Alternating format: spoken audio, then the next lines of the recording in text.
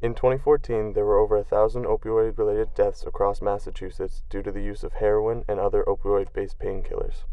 Essex County had the second greatest number of fatalities, totaling 146 deaths. Andover, one of the more affluent and education-oriented communities in Essex County, has not escaped the devastating grasp of opiates. The majority of people living in Andover, however, are unaware of the prevalence of drugs like heroin in our community. In an effort to bring attention to the issue, I've interviewed several addicts that graduated from or are currently attending Andover High School.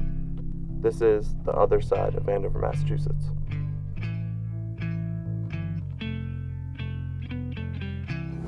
Addiction to me is just the inability to deal with your emotions. So you find this subject or whatever you want to call it, whatever your addiction is for, you find it to cope with your emotions and to prevent you from breaking on a day-to-day basis. It's tricky. It's definitely a disease. Whether or not you're born into it, it's in your genes. It could happen to anyone. Addiction doesn't discriminate. Kind of just when you mentally get hooked on something or physically and you just can't stop doing it. I think that, because I wasn't physically addicted after my first time, but I woke up the next morning and it's like the first thing I thought of right away. It's all I would think about, and I would plan to keep using.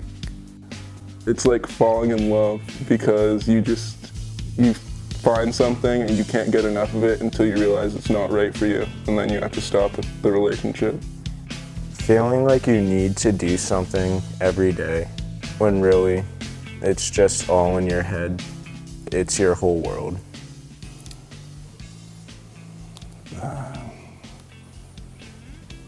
A hurricane, standing in an open field. There's nowhere to run, there's nowhere to hide. I can give you the clinical definition. It's a pathological relationship with an object outside yourself. But it's real. I think addiction is inside of everyone. Everyone is an addict. We're all addicted to something. You can be addicted to that cup of coffee that you drink every morning, addicted to the workout that makes you feel better about yourself. Everyone's addicted to something. It's something that you need in your head, something in your mind you don't think you can live without. And at some point it crosses the border between psychological and physical. Addiction, it's hard to describe because it's individual for everyone. For me, addiction was what I felt I needed for my day to be complete, what I felt I needed for me to be complete as a person. Just needing something so much that you don't care about the consequences and you don't care about those around you. So you're addicted to something, like, regardless of how much you love someone, there's gonna come to a point where that's gonna come between you and them and you're gonna pick the drug. I don't know, man, it's just hell on earth. It really is. It's like a daily struggle. It's a disease of the mind, and it's a lot more than just, picking up a drug and being able to put it down, because it's not that simple. If it were as easy as picking it up and putting it down, then why, when people get clean, do they end up picking up again? It's like selling your soul to the devil. It's the best way that I can describe addiction. My name is Bill Fahey. I'm the director of the Andover Youth Services here in Andover, Mass. Do you think Andover has a heroin problem? Yes. What makes you think that? Well, I personally have been affected because some really amazing young people have been affected by addiction and have passed away because of the use of heroin.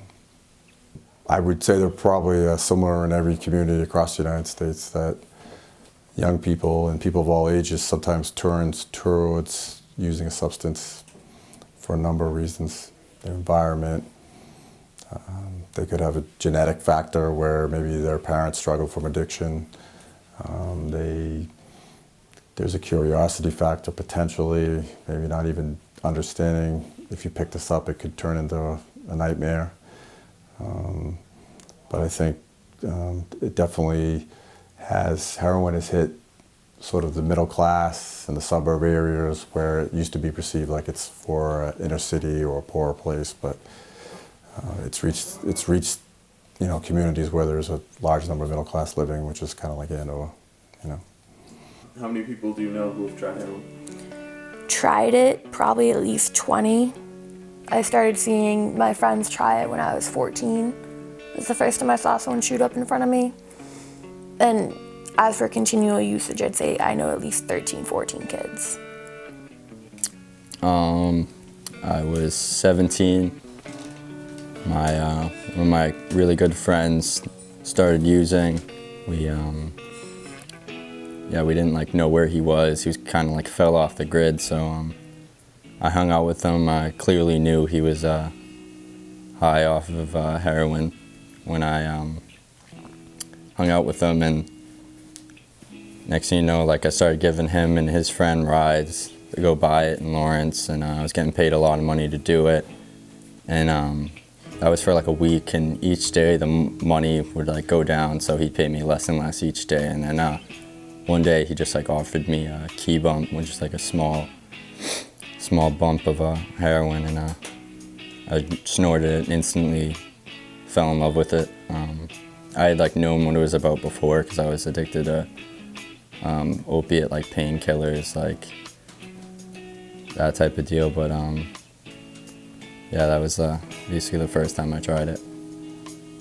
What made you want to try it?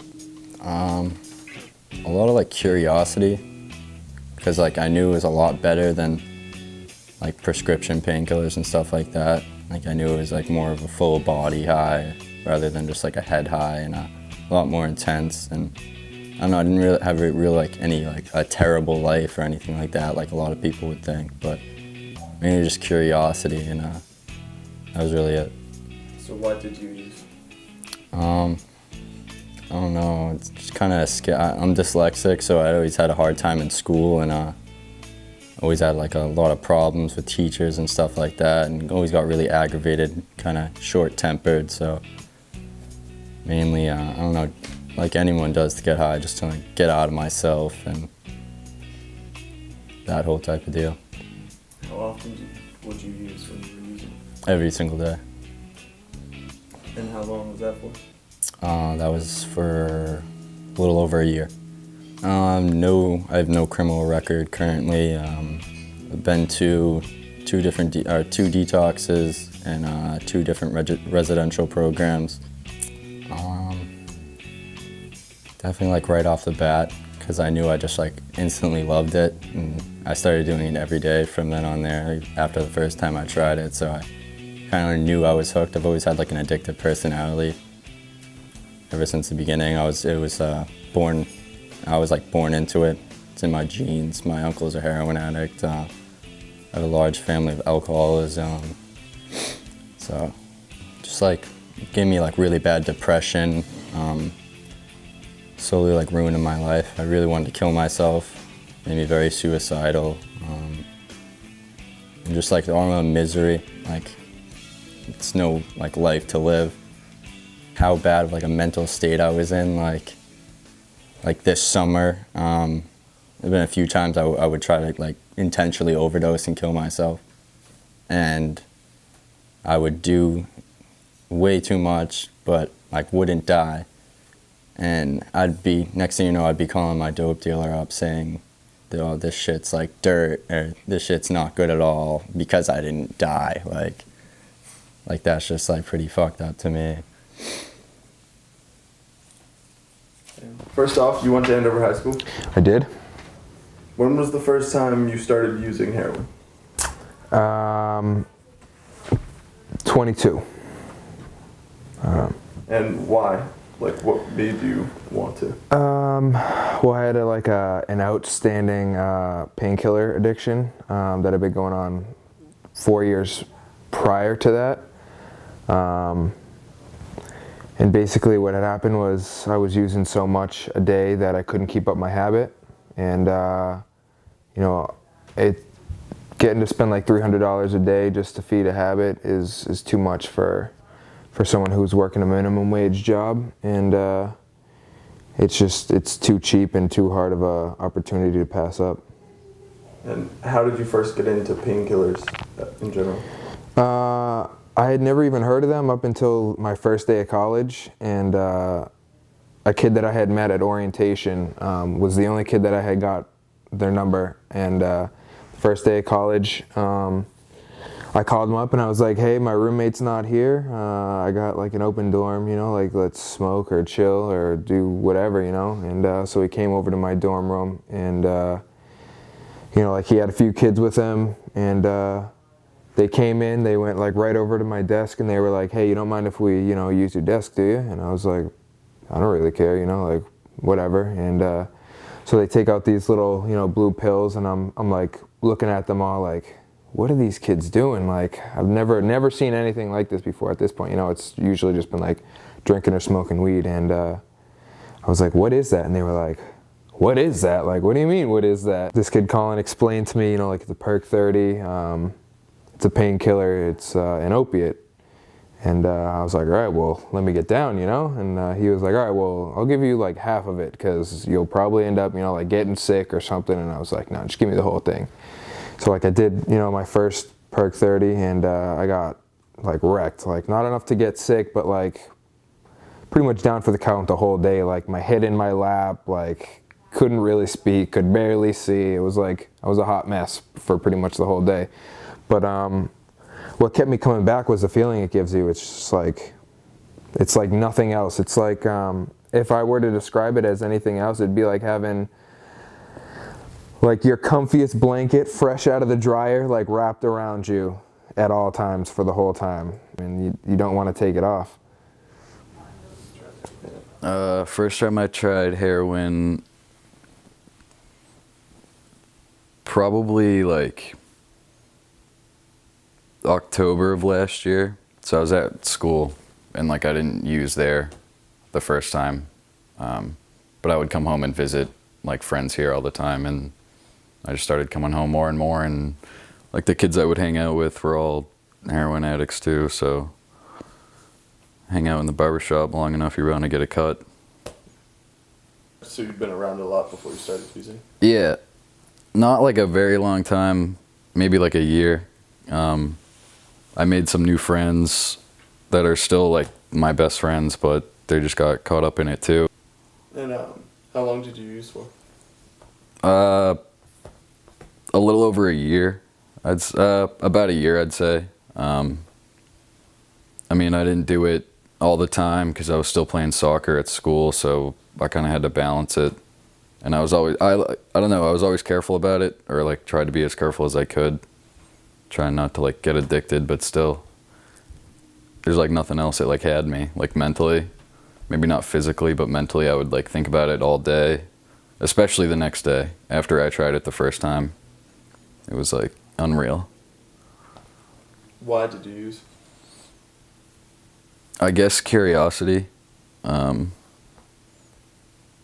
mean, I knew all about it. I knew the negatives that it could bring into someone's life, but I guess curiosity just got the better of me.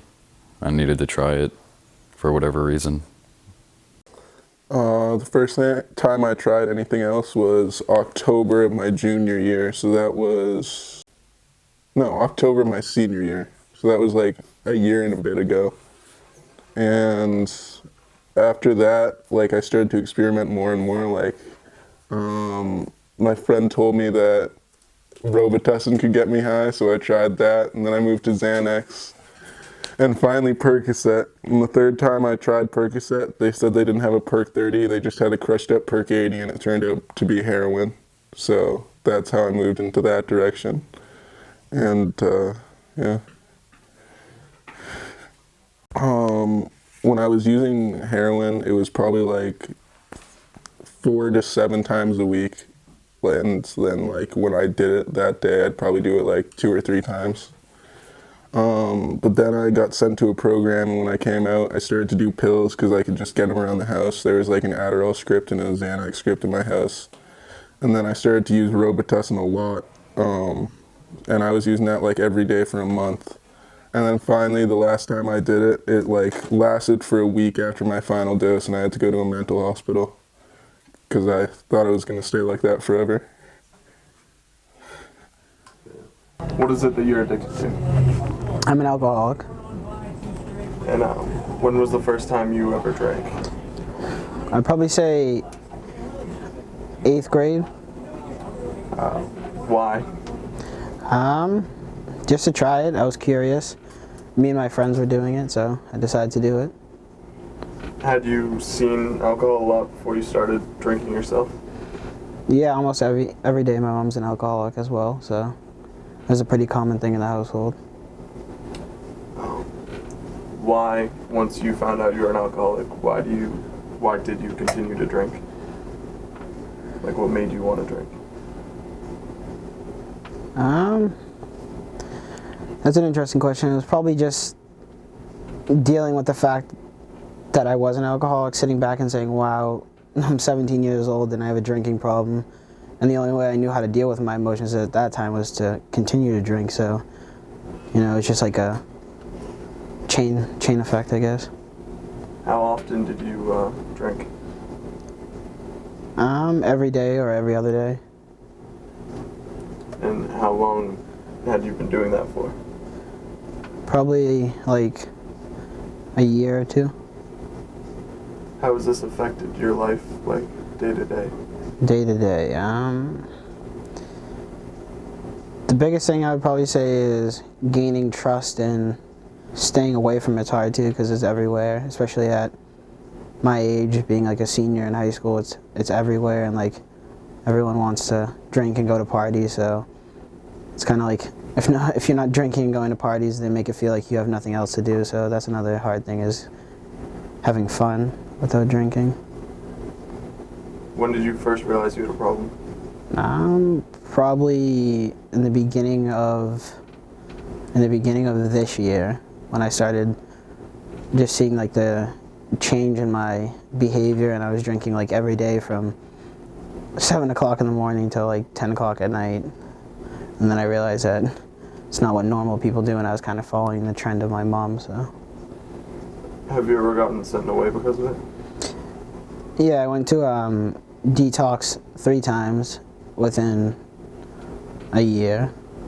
Do you think those programs are useful, being like those detox programs?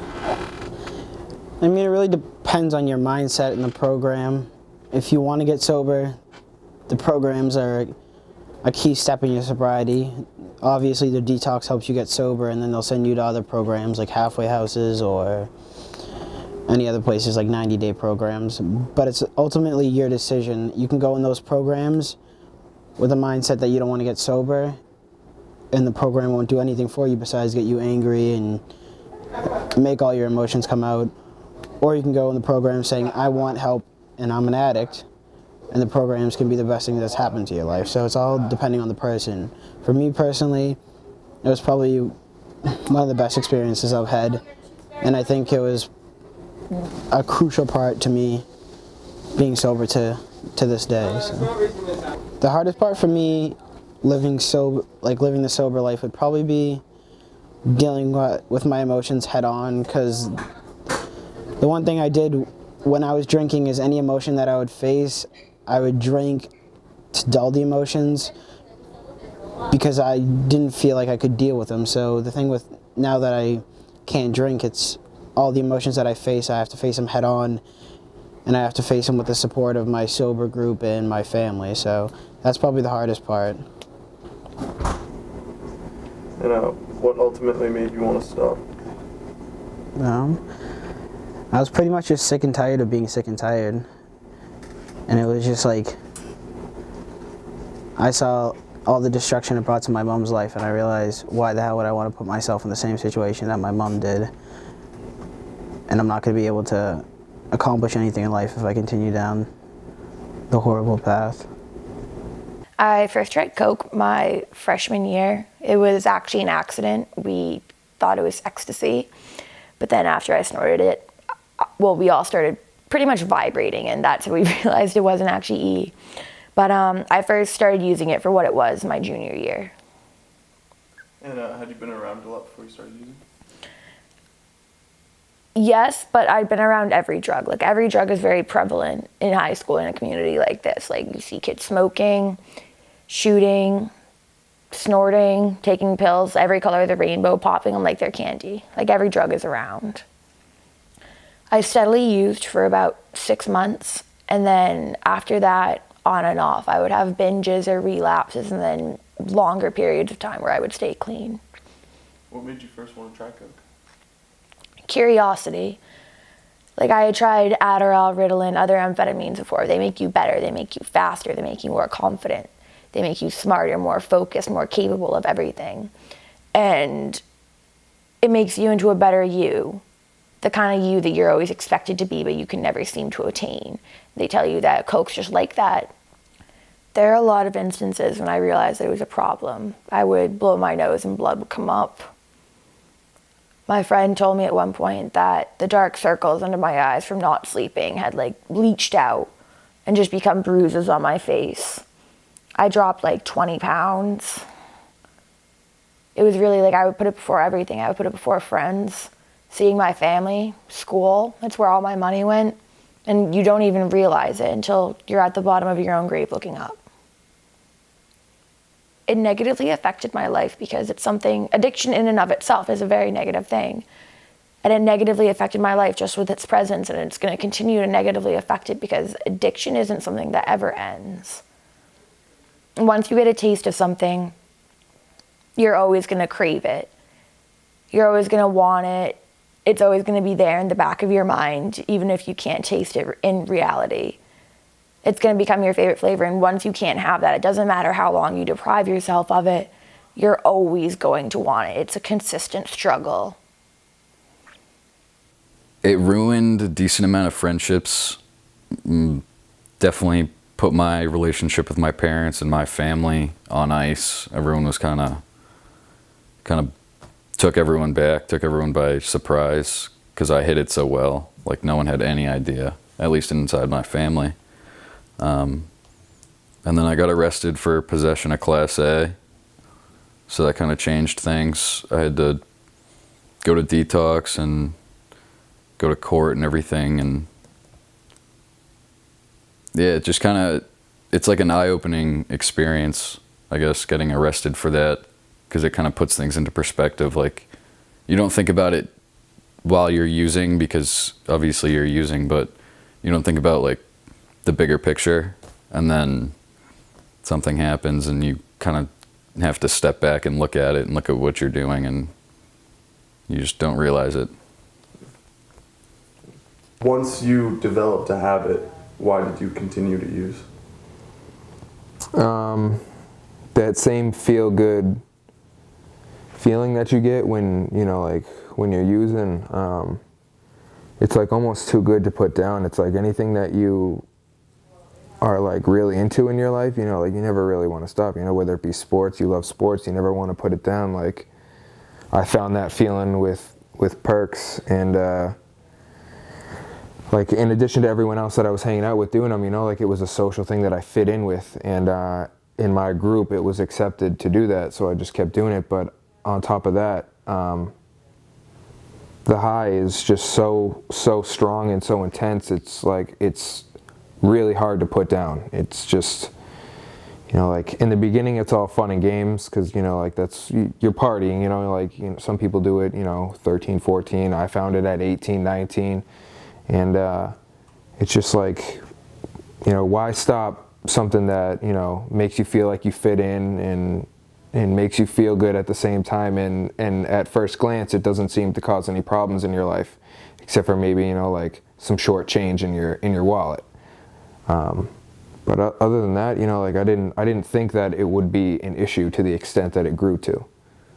What kind of problems has it caused in your life?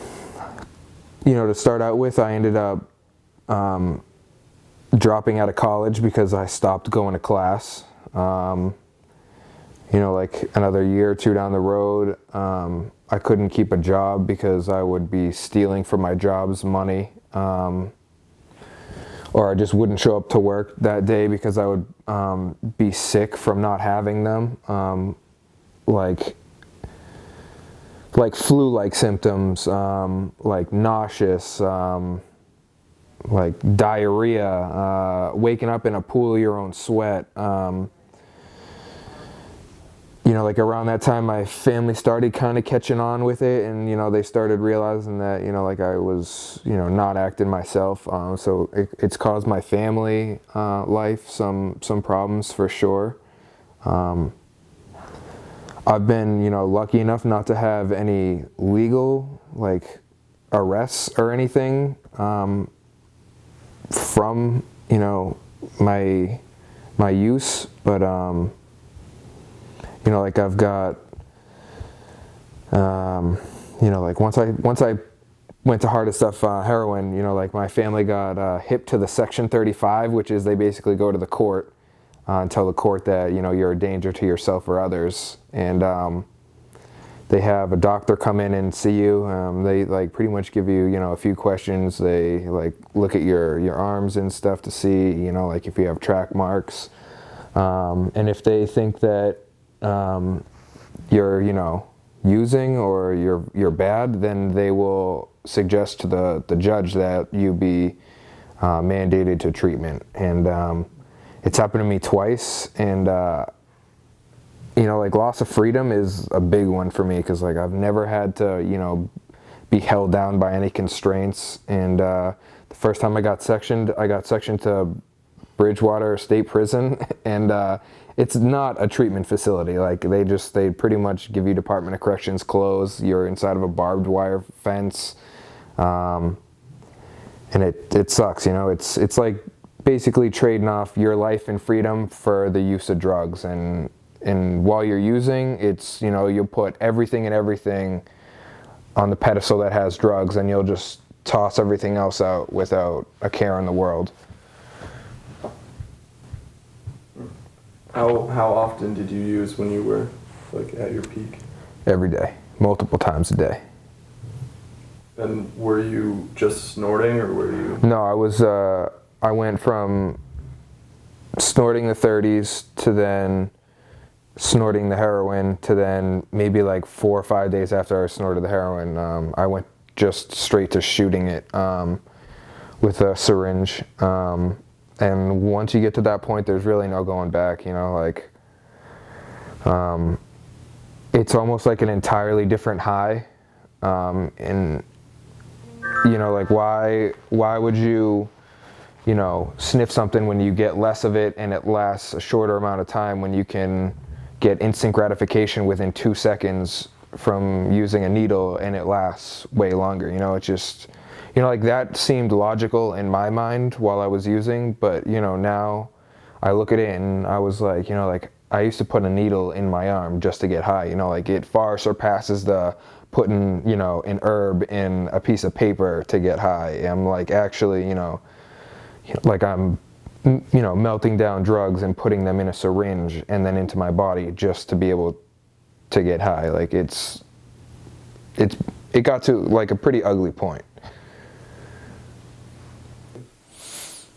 I think about it every day. I don't think there's been a day since I've tried it that it hasn't like been a thought at least once throughout the day. What are your triggers? I mean, just a bad day, like just a fight with my parents or whatever. Like the first thing I could think of would be to go pick up and use. But I mean, even going to the gym, like I obviously wasn't going to the gym when I was using, and once I got clean, I started going back to the gym, and like just seeing my veins like in the mirror, we would just like, it's all I would start thinking about. It was just like using anything. Like I would see a guy like in Boston, because I work in Boston, so I would see guys like on the streets like nodding off, or like they just look messed up, and I would just start to think, like your thoughts just start to race. You can't control it sometimes, like it's crazy. Like just over 10 months ago, I had just gotten out of detox, and straight from detox went home took a bunch of my mom's Xanax, and then, waited a few hours, and I had full intentions of staying clean when I got out, but, like 6 days at a detox, it's just not enough for some people. It's certainly not enough for me. So, like I ended up not being in the right state of mind, calling a buddy of mine, being like, hey, I'm fresh out of detox, like, what's good, like thinking I'm, hot shit over here, when in reality, I'm like just another junk box fresh out of detox, like raring to go again. And so I went over his house, and like he gave me some dope, and I shot up, and before I could even get the tourniquet or needle out of my arm, I had overdosed, hit the ground,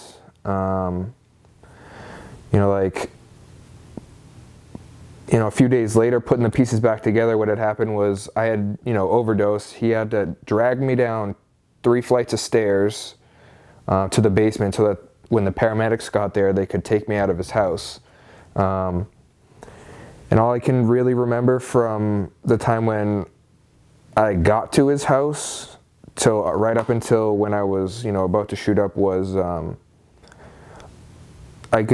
the paramedics came and they hit me with Narcan. It's a nasal aerosol, and it pretty much pushes the dope off of the receptors in your brain so that your body can, wake up again, because it's a depressant, so you pretty much just stop breathing.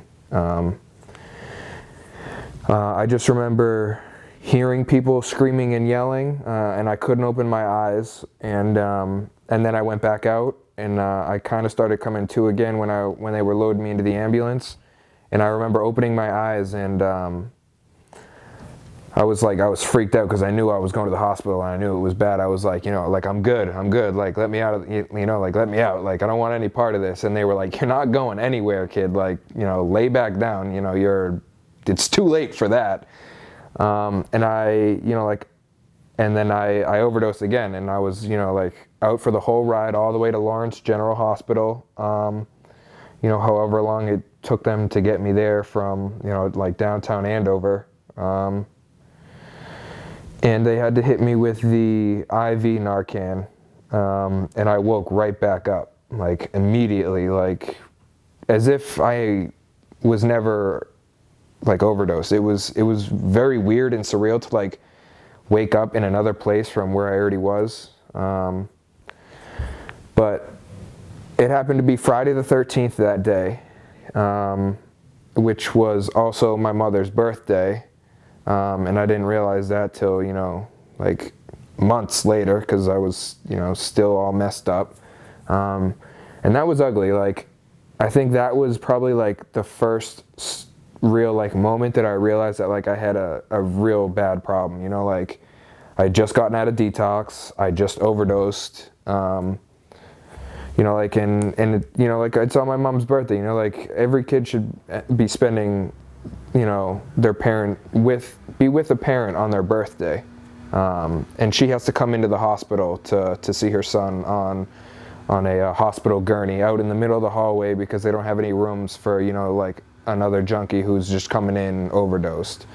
And the ugly thing is, I went back out the next few days and still used, full well knowing that I just did all that damage to myself and my mom and my family and everything, and I got sectioned a few days later, but that group of 4 or 5 days was hands down when I realized that I had a serious problem that I needed to take care of. So this time when I got sectioned, I woke up like I do every other day. I didn't have any money to pick up or anything, no car at this point. I had lost my license. I'm like, how can I figure out how to get drugs? I'm at my wit's end today. And so I scrounged together all the scraps from the 80 million little baggies that I had. I'm in there with a razor blade, oh, come on, just one little speck more. And so I got high, and I got normal because I really didn't get high. But I was home alone, and my mom ended up coming back home, and I was like, what? Why are you home? no school today? And she's like, nope, snow day. And I was like, oh, all right, cool, you know, that's awesome. And she was like, oh, are you hungry? And I was like, yeah, I'm starving. So I go to take a bite of the sandwich, and I look to the right, and the back stairs are to the right, and I just see Andover police walking up the back steps, and I was like, damn it, like, I knew it. Like, something had to be too good to be true. So I walked to the door, and I opened the door, and they were like, are you Ryan? And I just turned to my mom, and I was like, really? Really, Mom?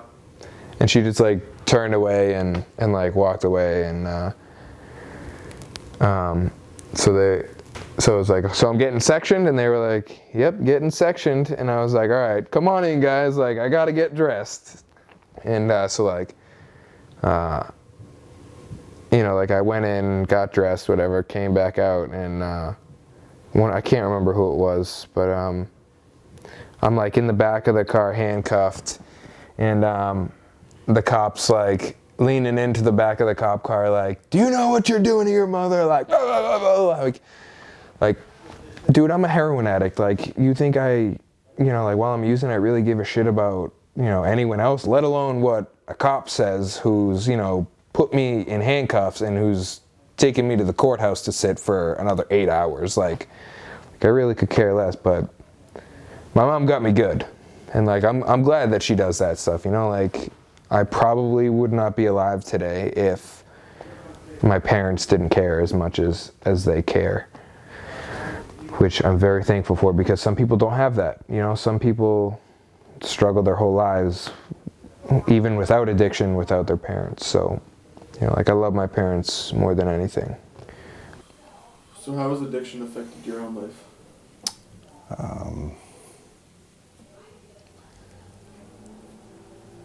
I had a cousin, his name was Billy. We were both named Billy. We kind of grew up together. I didn't really grow up in a necessarily traditional way, but we lived together. And as we grew older, we had kind of a bond that we would make something out of our lives, and we would do it together.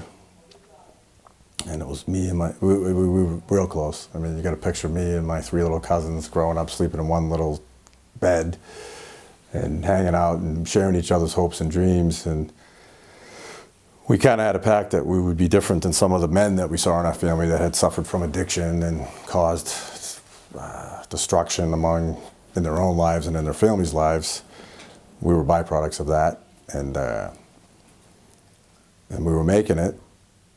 You know, we struggled to move forward in life, and probably 8 years ago, he started acting funny. I just knew he wasn't the same. And he wasn't really honest with what was going on, because he couldn't. But the long story, that I'll make it short for you, is he had hurt himself, and he went to the doctors. He got a subscription for OxyContin. I didn't even really, to be honest with you, that 8 years ago, wasn't even sure what that was. I think I thought it was oxycodone, but that's different. OxyContin is a white little pill, looks kind of like an aspirin. It's heroin, synthetic-based heroin, and he took them.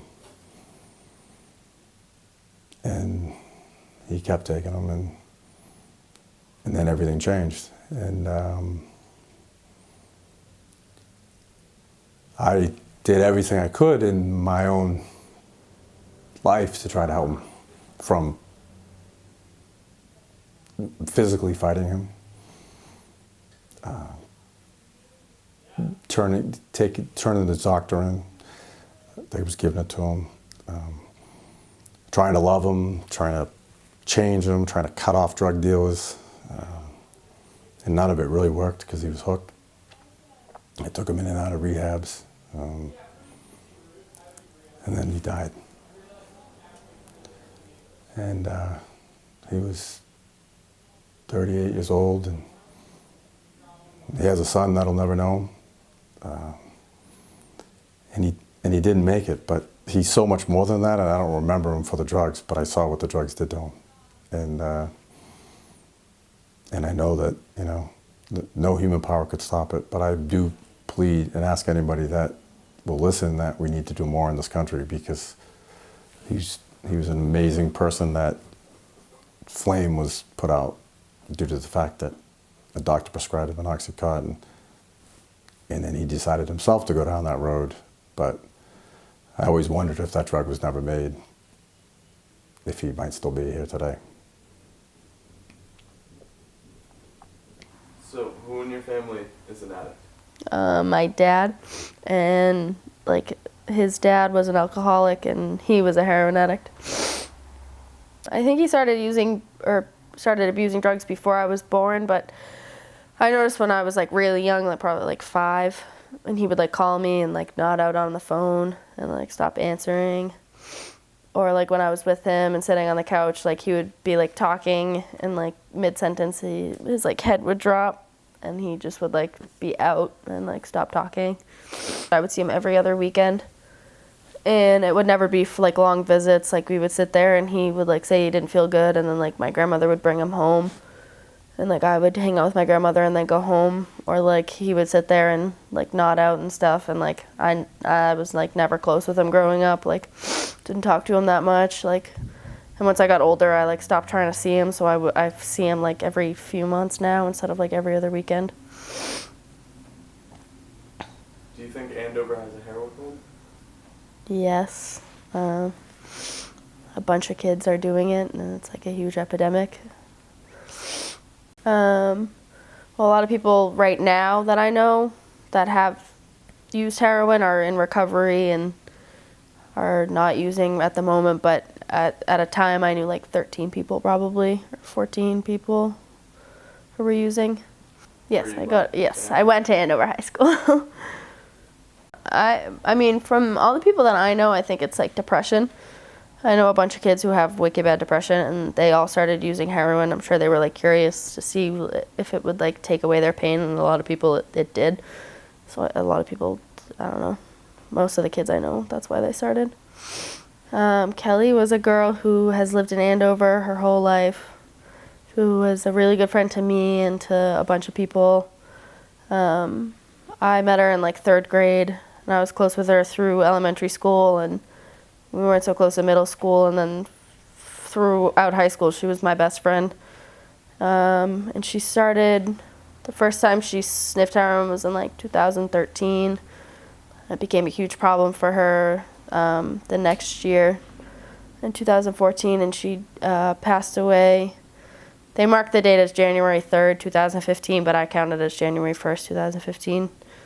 Her death affected all of us, a lot of people, like everyone that I know, in a huge way, because she was friends with like a bunch of people, even if they didn't hang out with her that much when she was using and stuff. She had so many friends throughout elementary school and middle school, and people in Beverly and Reading, and friends from detoxes, and there was a bunch of people that, I don't know, it affected. Her funeral was huge. There were so many people at it, and I don't know, I think her death is one that really, I mean, because she's the 4th person like in Andover, or 3rd or 4th person that we've lost in Andover in the past like 2 years, and she was the only person that they actually started doing something about it. Like she was on the news, and after that I saw a bunch of more things on the news about heroin and trying to fix that. And Gail, her mom, Gail Johnson, is doing an amazing job in trying to get a bunch of stuff to be passed for heroin. And yeah, I was friends with her through her entire addiction.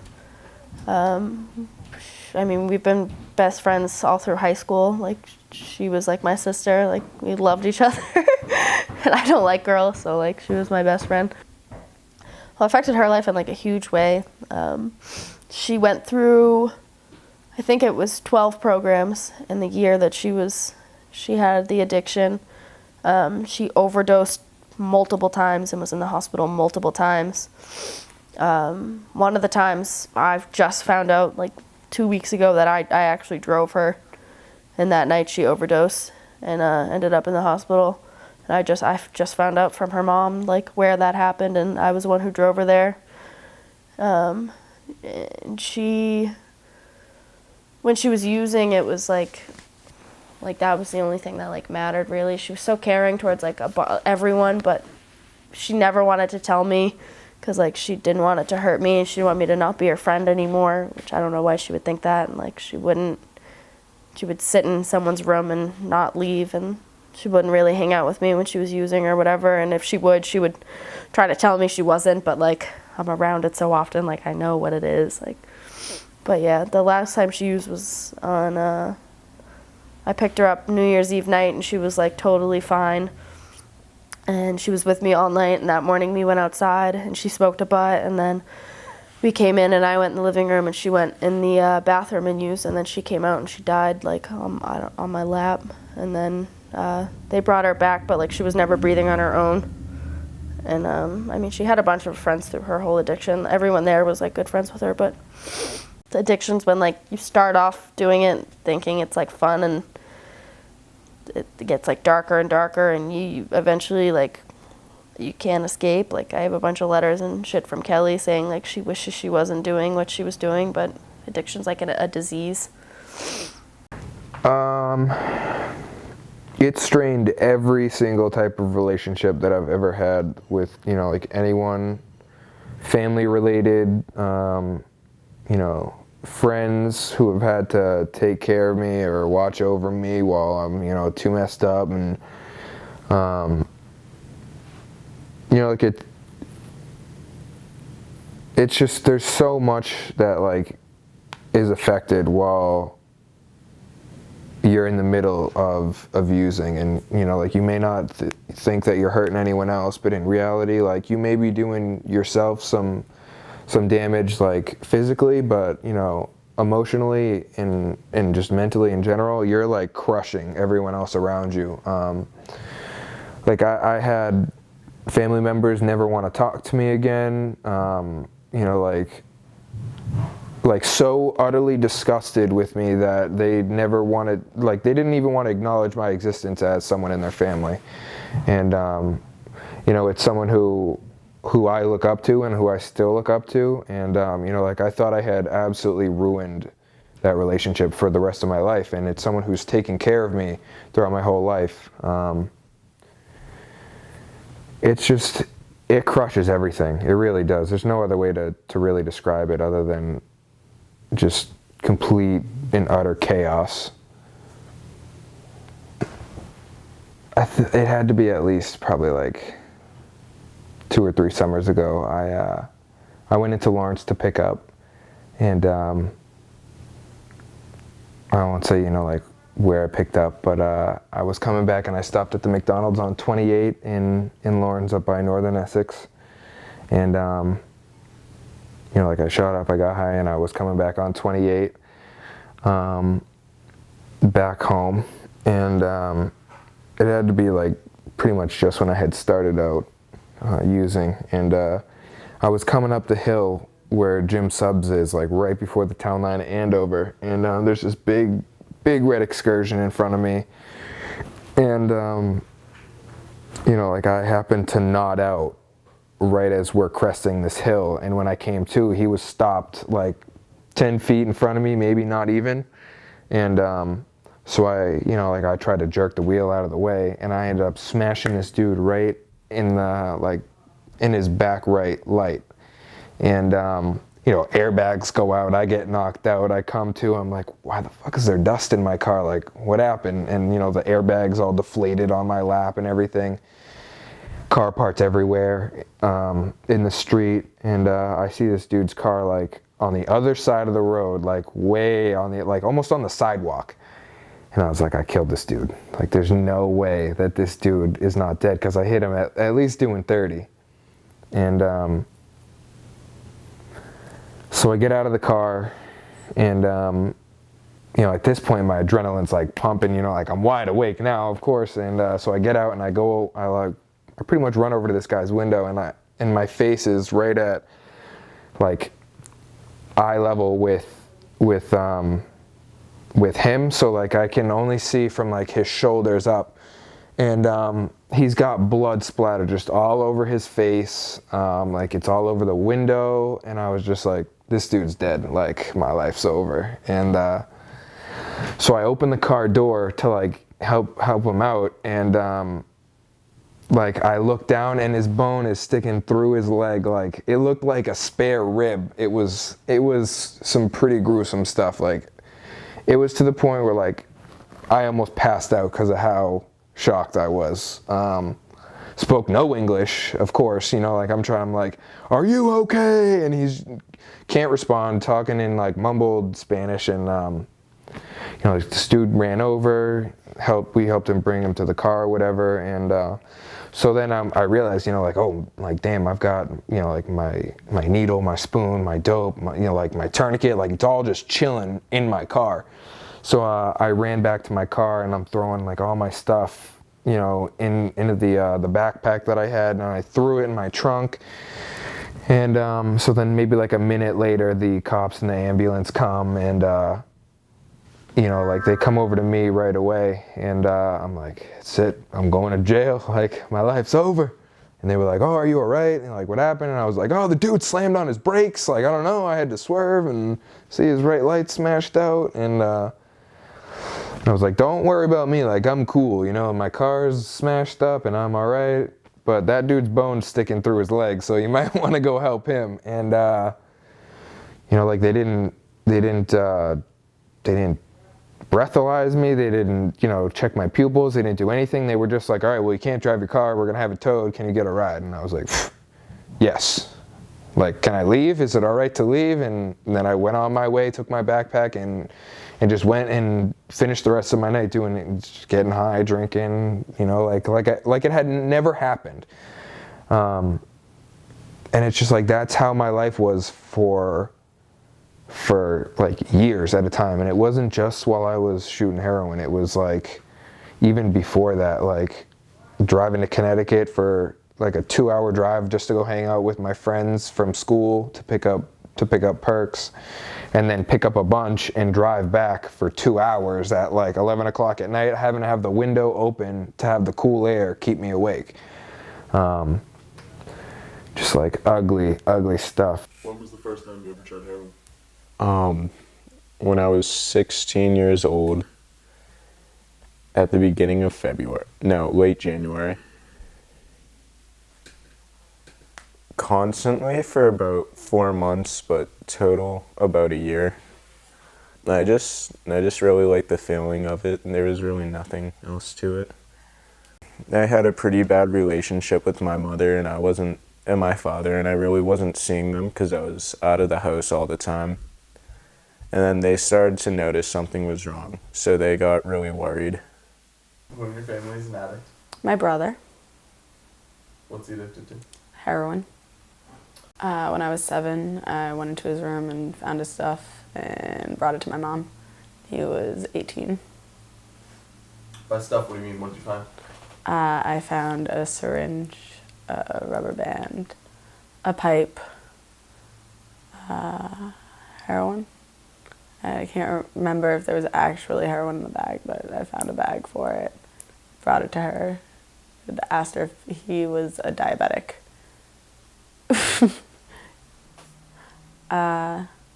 It's hard to live with someone when you're young and know that they're addicted to something, because you grow up in school the entire time learning that these people are monsters, that they're terrible, that they'll get you addicted to drugs, that they steal from you, that they don't love you, that they'll ruin your family. And then you're living with one, and you're supposed to hate them, but you can't possibly hate them, and you don't see the worst of them every day. So it gets really confusing when you're young, and then you start to get to an age where you're just angry, and then you start to realize how it affects your family, and then you get even more angry. And then finally you just become a little bit numb to it, and they become an acquaintance to you. Regardless of if they live with you or not, you don't mention them. I can't remember how many times I've heard, you have a brother. I don't talk about it. But it's hard because you want to stop loving them, but you really, really can't. In my family, it's flipping a coin to see who goes into his room.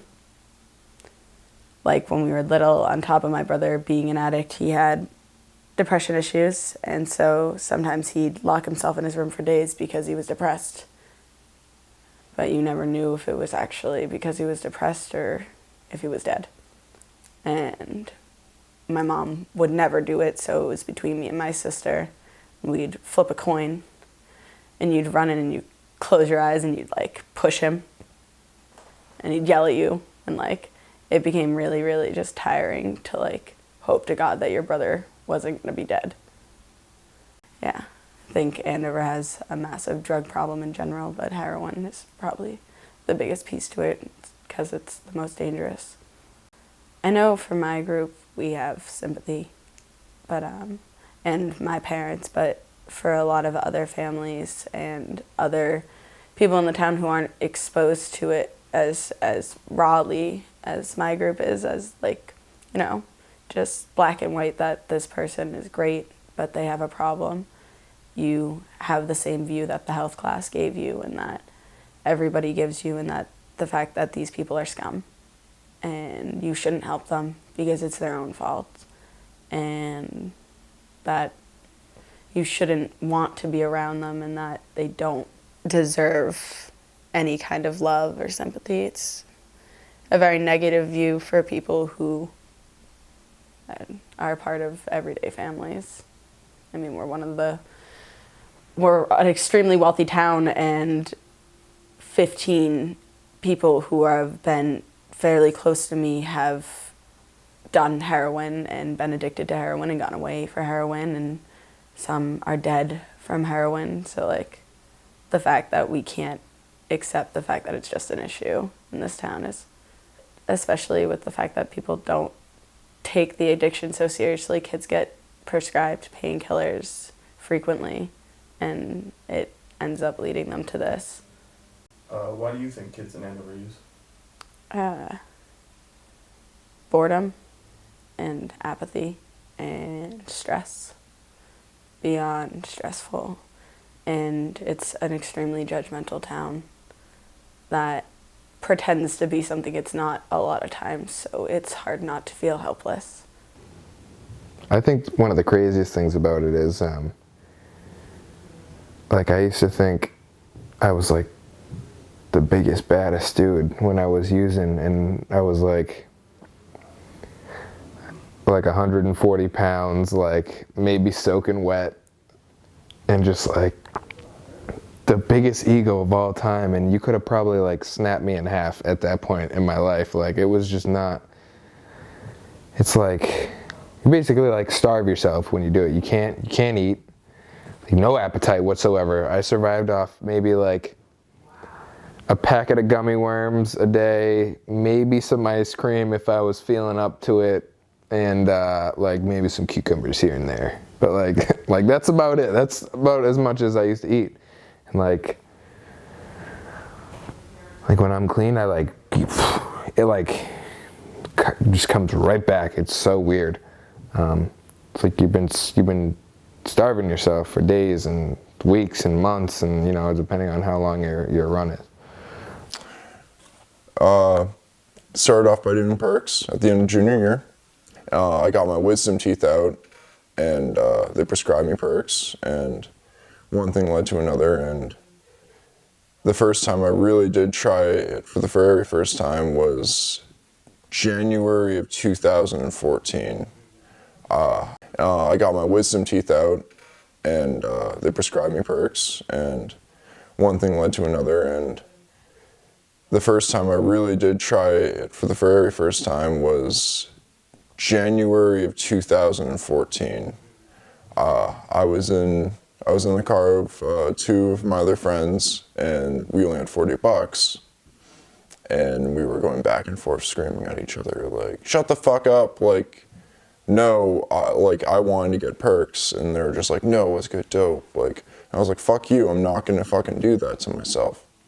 And then they're just like, "No," and eventually I gave in after 2 hours of fighting, and no, I avoided people. It does sound kind of hypocritical because I was doing perks, but I never really thought I would actually ever end up doing heroin. I mean, I was like, oh, perks, like they're made in the lab, like they're safer, like, oh, I'm not gonna get hooked on dope, but shit happens. January 14th, probably until February 28th, every day. I stopped February 28th because, first of all, February 28th, it was not only my niece's birthday, but the day my dad's birthday, but all my friends that I was using with all got sent away detox. So I had the courage to tell my mom that, Mom, I've been fucking up. I can't do this to myself. I didn't tell her it was heroin at first. I told her I was only on oxys and I was addicted to oxys, and like I was going through withdrawals, I was sweating, throwing up, insomnia, shakes, the chills in my bones. It was living hell. January 14th, probably until February 28th, every day. I stopped February 28th because, first of all, February 28th, it was not only my niece's birthday, but the day my dad's birthday, but all my friends that I was using with all got sent away detox. So I had the courage to tell my mom that, Mom, I've been fucking up. I can't do this to myself. I didn't tell her it was heroin at first. I told her I was only on oxys and I was addicted to oxys, and then I would say probably around the beginning of July I picked up again, and I used probably until, say, about October, and then I kind of realized, I know I need help. I started losing friends. I started stealing money from my parents. I did some pretty awful things to get my fix that I'm not proud of. I got really depressed and I had anxiety, really bad anxiety coming to school. The boredom, especially, I couldn't, at that time, I wasn't doing much of anything. I couldn't really think of any sports I really wanted to do. I stopped doing baseball and lacrosse before high school, so I never really did the high school teams. And then also I was trying to chase a new high because, hell, I know Andover High kids definitely smoke weed, they drink, it's high school, but sometimes that high is just not enough, and you just want more. And also my friends were using it too, and I was always around it when they were using it, and it was hard. Even if I was just trying to stay clean, they would use it around me, and it would just trigger me.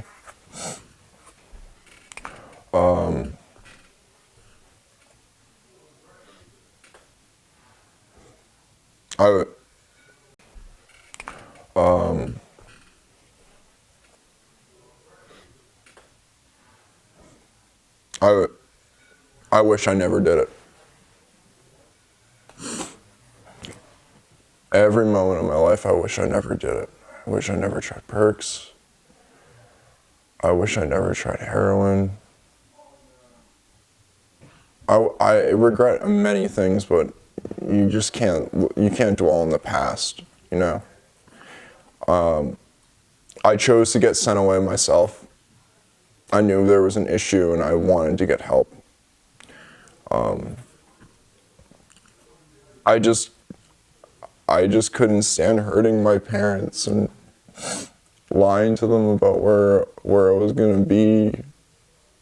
I got upset because I was worried because they didn't know if I was alive or not. If they knew if I was even gonna come home or even if I was gonna wake up. I've had my mom walk in on me twice when I overdosed. She had to revive me twice. Hit me with Narcan.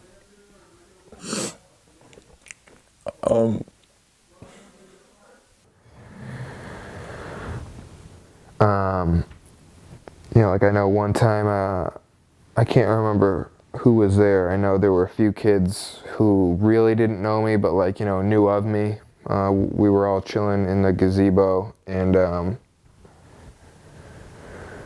know, like a bunch of other kids that I'm friends with, closer with, were there, and I had like just picked up, and I was with my ex-girlfriend who you know, like has passed away, and I'm sitting in the gazebo with my legs up, with my backpack in front of me, and you know, like a bag with like, you know, like my rig and stuff. So I'm sitting like this and setting it up or whatever, and I'm shooting up in the gazebo, and like, you know, a little kid, couldn't have been more than 3 or 4 years old, starts walking up into the gazebo with his dad, and you know, like I pretty much just leaned and hit it, and you know, like let them run around and do their thing up there for a few minutes, just needle hanging out of my arm, and then when they went back down, just, you know, like finishing it off, like, and like not even skipping a beat, like, oh man, I shouldn't be doing this. It was like, hurry up and get the fuck out of the gazebo.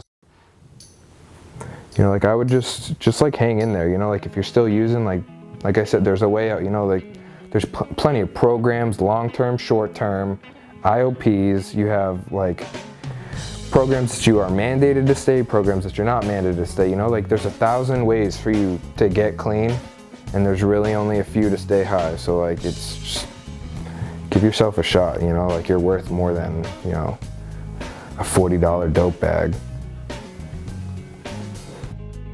I'm happy that I have my skin color back. I'm happy that I went from 139 to 160 now. Yeah.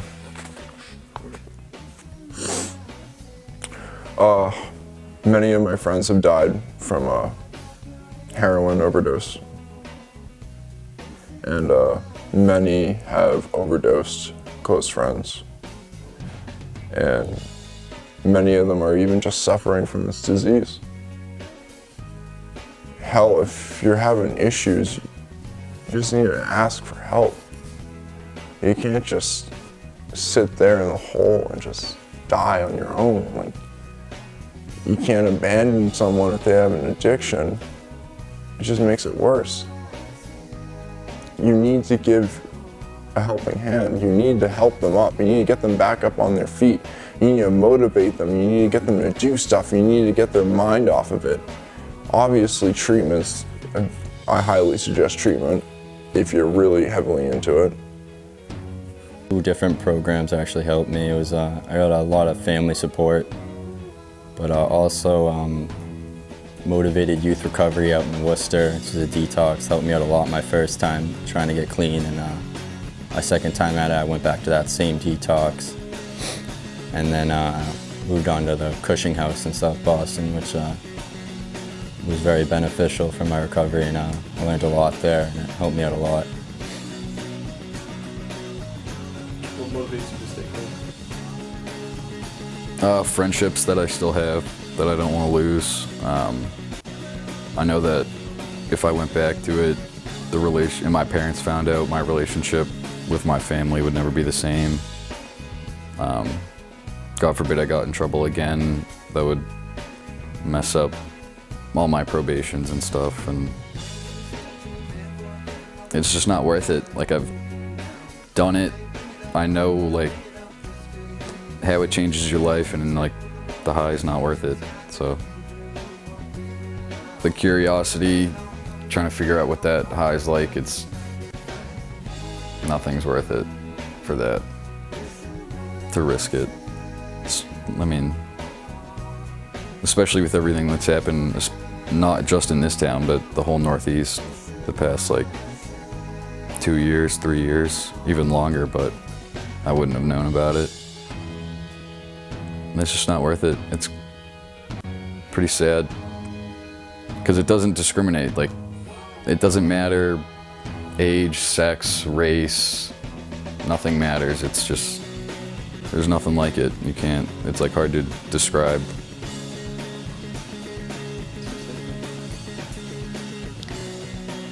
I have a lot of things that motivate me to stay clean. I have friends that I love, friends I love that aren't here anymore, that I want to make proud.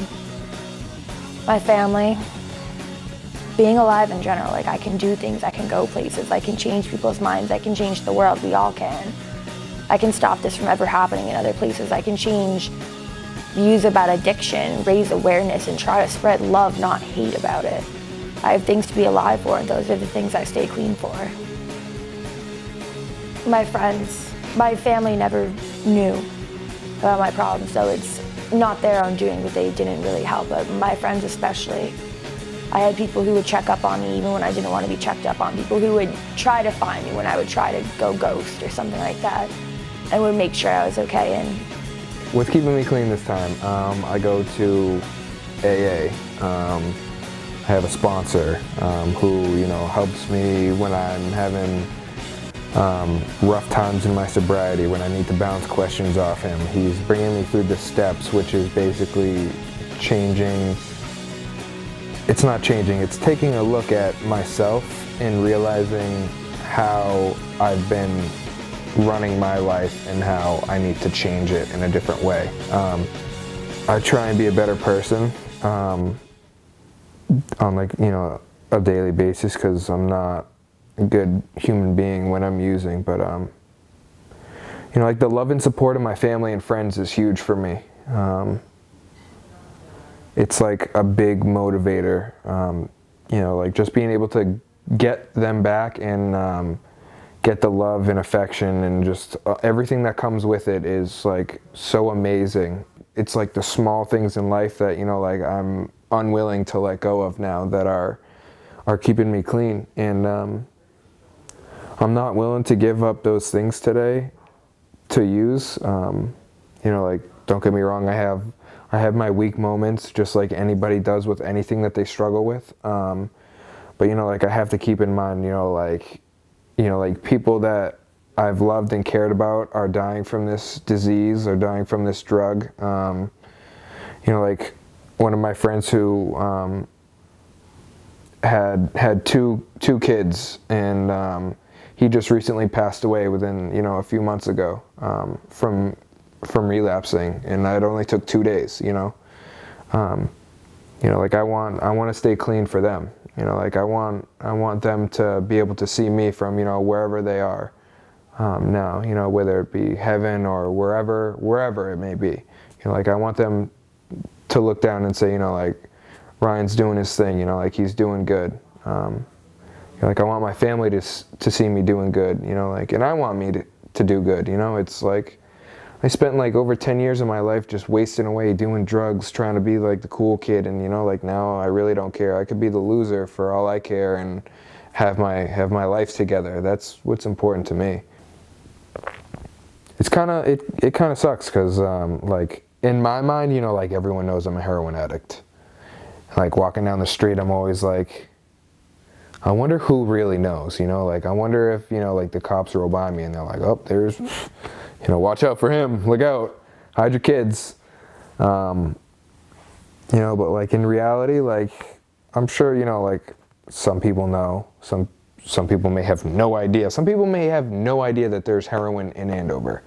And, you know, honestly, if I could live like that, that would be the ideal way for me to live, just to completely forget and live in complete, you know, denial, I guess. But so who helped you ultimately, like, quit? Or was it, like, yourself? Definitely not myself. Having people around? Well, like I said, you know, like, I got sectioned, and that's certainly not by my choice. Like I said, I'm that kind of person who I need to be forced into treatment in order to really, like, get my mind clear. Ultimately, it's up to me whether or not I want to use. But today, like, I don't want to, you know, like, it's not who I am, and I know I don't need it to be who I am. But, you know, like, even just, like, small, like, you're doing great, or, you know, like, you know, family members checking in daily, or friends checking in daily, you know, like, it helps. It really does. It makes, like, a whole world of difference to know that, like, other people are with you in this fight, and that, you know, like, I don't really have to fight it by myself. You know, like, I go to AA, even though, you know, like, I don't say I have a problem with alcohol, but any substance is my problem, essentially. It doesn't even have to be drugs or alcohol. It could be eating, it could be playing video games, it could be working out, it could be anything that you can indulge in is my issue, and I have to, you know, like regulate that on the daily. But people definitely help me, which is, you know, a lot more than I could ask for. But if you are out there struggling with alcohol, any drug with an addictive, with physical addictions, and also that mental addictive, like a mental addiction, you're not alone. Like everyone has their own demons, if they're showing them or not. Like addicts, they show their demons. Addicts, I feel like they're mistreated, they're misunderstood. Like cops arrest people for possession of drugs, and they're just thinking they're just bad people, but really they're just people that just need help. They're nice people. To people who haven't started using, or, you know, are thinking about using or whatever, like, you don't need to use to fit in. You don't need to try it once in your life. You don't need to fall into any of those categories. You know, like, sure, I know I said it was fun in the beginning, and I used it as like a social thing, but like, there's a very fine line where you cross over from recreational to being dependent on it, and it's covered in sand. There's no way to tell when you're gonna cross that line, and it may be your first time, and it may be, you know, 100 times after you first started. But, you know, why would you risk your life on that? You know, like, it's like a game of Russian roulette, and you know, like, you shouldn't want to play that, you know, regardless of how fun it may be, or, you know, like, looking cool or any of that stuff. Because, like, I used to always want to be like the center of, you know, every social circle, and I used to want to be cool and all that. And today, like, I really don't give a shit if you like me or don't like me. You know, like, I know personally I like myself, and that's ultimately what really matters. To people who are using, there's a way out, and, like, you don't need to be stuck in that vicious cycle forever.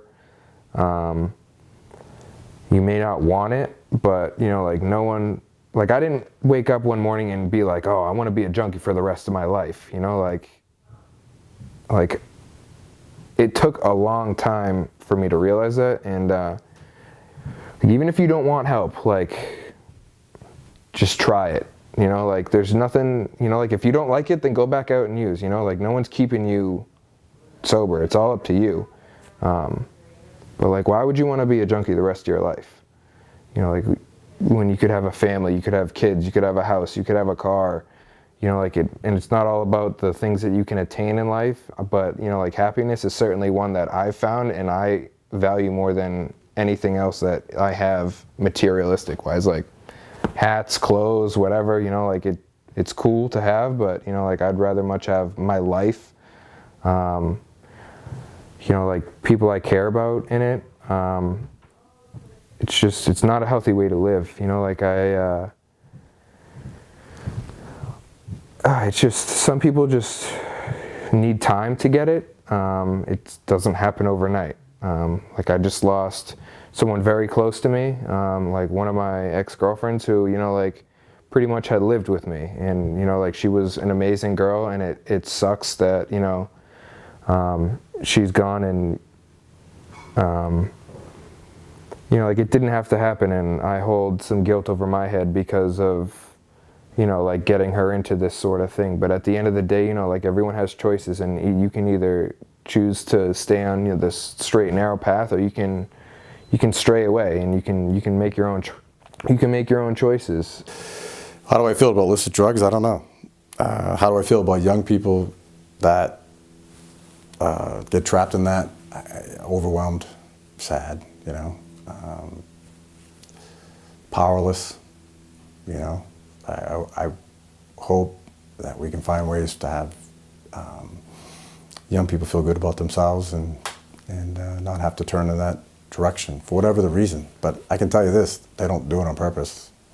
No human being ever woke up and said, hey, I'm going to be an addict today and ruin my friendships and end up not liking myself and feeling ashamed to walk around being the person I am. So just like no person woke up and said, I left the doctor's office and I got diagnosed with cancer. And no matter what I do, I can't stop the cancer from coming. And addiction is just like that. But we can try to intervene, we can try to educate, and we can try to research it and help young people find a way. And if we don't make it a national priority, it's going to keep taking lives. Now, what kind of concerns do the young people have that you've been hearing recently? It's funny because in a lot of ways, I think there's basically saying that a lot of the adults around them don't really understand the issues. That's not something you can just learn about in a textbook and talk about it in a health class. It's bigger than that.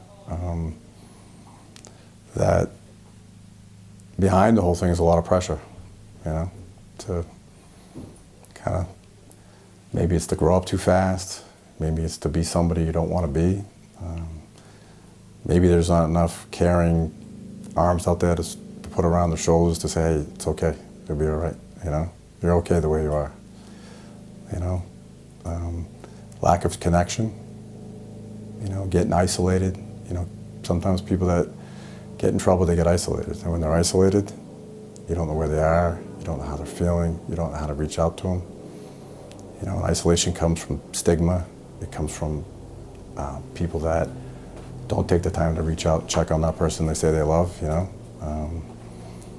So I think there's, young people have been the reason why I do what I do. They're inspiring, They've given me a chance to have a purposeful life, and I appreciate that.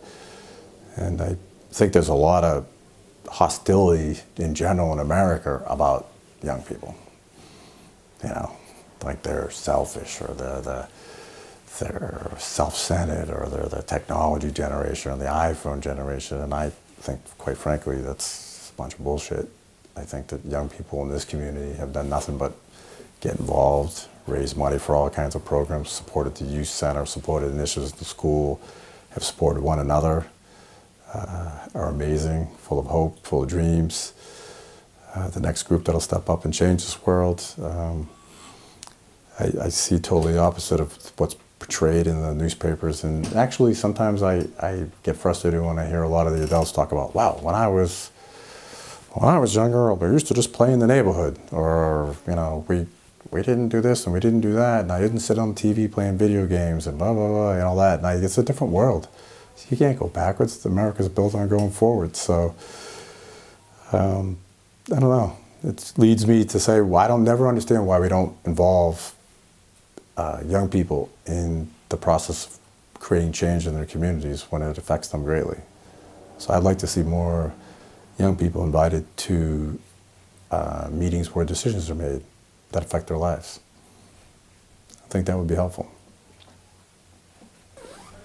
Well, the only thing is I don't think we should see young people in terms of doing drugs or not doing drugs. I think part of that, we recently lost a young person, and I think sometimes in the general community there's this thought that, oh, that person's different than my kid, or that person did drugs because their parents got divorced, or something like that. And that's not the truth. That person maybe had a health problem called addiction, and the addiction just ended up taking this young person's life, and I think it's important to realize that, a lot of what we're seeing is young people that had lots of interests, lots of activities, good students, good kids, good parents, and it doesn't matter. Addiction will take you, no matter who you are, no matter how old you are, no matter where you live, no matter what color your skin is. If it enters into your life, it'll take anybody down. Well, I think first and foremost is you have to be real about it. Somehow, there's a stigma. So if You know, if a person has cancer in the community, there's an immediate reaction of empathy, support, compassion, outreach, resources.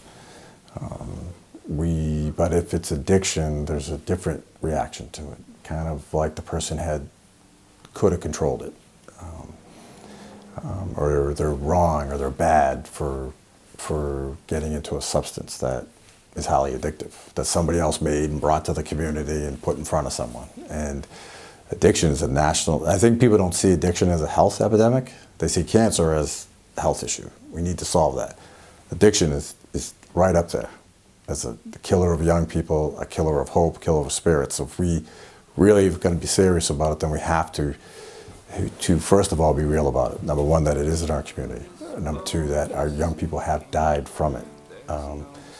And our leaders need to recognize that and respond appropriately. And the first and foremost, appropriately, is not being silent about it. Because when you're silent about it, you're creating a situation where people are guessing what it is. A lot of young kids don't even know what it looks like. Doesn't know. They're just hearing things about it. I think we should be real about it. Say it's in our community. Maybe have young people that have struggled with it and recovered, or in recovery, or maybe have them help with the process.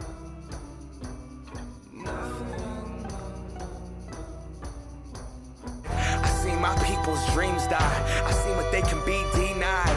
And weeds are the drug that's denied. Groundhog Day life repeat each time. I seen Oxycontin take 3 lives. I grew up with them, we used to cheat dimes. I seen cocaine bring out the demons inside. Cheating in line, friendship cease, no peace in the mind. Stealing to take anything to fix the pieces inside. Broken, hopeless, headed nowhere. Only motivation for what the dealer's supplying.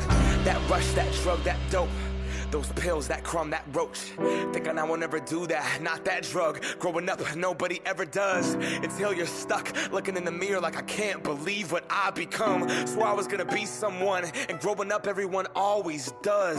We sell our dreams and our potential to escape through that buzz. Just keep me up, Hollywood, here we come.